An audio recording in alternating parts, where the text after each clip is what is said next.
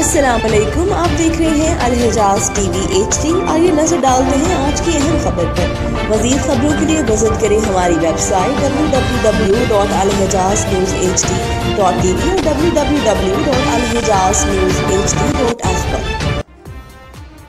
تھانہ سکھے کی منڈی پولیس کی کارروائی، 2 افراد گرفتار، ناجائز اسلحہ برآمد، مقدمہ درج۔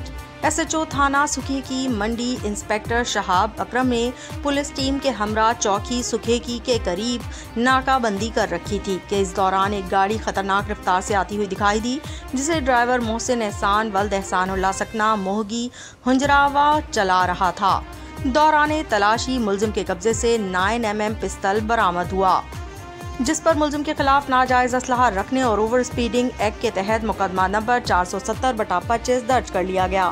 اسی دوران ایک اور بغیر نمبر پلیٹ ٹویوٹا آلٹس گاڑی کو روکا گیا، جو لاپرواہی سے چلائی جا رہی تھی۔ ڈرائیور کی شناخت امجد فاروق ولد مقبول سکنہ جوریاں کے طور پر ہوئی۔